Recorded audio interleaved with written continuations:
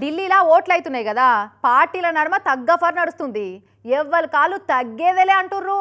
ఇక బీజేపీ వాళ్ళేమో షీపిరి కట్ట లేకుండా చేద్దామని ఓటర్లకు పిలుపునిస్తుర్రు. అటు కాంగ్రెస్ వాళ్ళు కర్ణాటక తెలంగాణలో 6 గ్యారెంటీలను గ్యారెంటీగా అమలు చేస్తున్నాం. ఢిల్లీలో కూడా గట్టినే పొల్లు పోకుండా అమలు చేసే జిమ్మదారి మాదే. మమ్మల్ని గెలిపిస్తే 8,500 నిరుద్యోగ భృతి కూడా ఇస్తామని టెంప్టింగ్ స్కీములు బంపర్ ఆఫర్ చేస్తుర్రు. అటు ఢిల్లీలో చదువు, కరెంటు, నీళ్లు, వైద్యం కరెక్ట్గా దొరకాలంటే మళ్ళా షీపురు కట్ట గుర్తుకే ఓటేయరని కేజ్రీవాల్ సార్ చెప్పబట్టే. ఇంకో దిక్కు గిట్ల కూడా ఓట్ల ప్రచారాలు చేస్తుర్రు.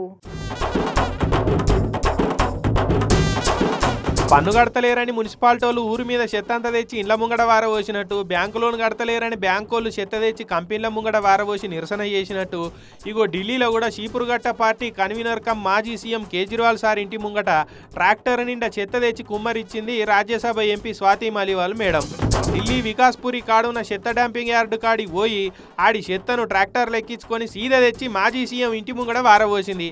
ఇక ఢిల్లీని ఉద్ధరించిన కేజ్రీవాల్ గారు పొంకనాలు కొడుతుంటాడు కదా, ఆయన ఉద్ధరించింది ఏందయ్యా అంటే ఇదే. ఈ 5 ఏళ్ల పాలనల ఢిల్లీకి ఇట్లా చెత్తను గిఫ్ట్ ఇచ్చిండు, అందుకే ఈ చెత్తతోటి ఏం చేసుకోవాలనో మేము ఆయననే అడుగుదామని ఇట్లా ఇంటి ముంగటనే చెత్త వారబోసినామని చెప్తున్నది. ఢిల్లీలో మోరీలు కట్టలేదు, చెత్తకుండీలు పెట్టలేదు, ఇటున్న పుల్లదీసి అడి పెట్టింది లేదు. కేజ్రీవాల్ మాటలు కోటలు దాటుతాయి, కాళ్ళు తంగేలు దాటాయి అనుకుంటే ఎత్తి 7 దోశల చెత్త వారబోసింది మేడం. ఇక ఓట్ల టైం దగ్గర పడుతున్న కొద్దీ ఇట్లా షీపూర్ పార్టీని నెగులకుండా చేసేందుకు ఈ తీరుల ప్రచారాలు చేస్తున్నాయి అక్కడి పార్టీలు. మరి చూడాలిగా అక్కడి ఓటర్లు ఎవరిని మళ్ళా ఢిల్లీకి సుల్తాన్ చేస్తారో.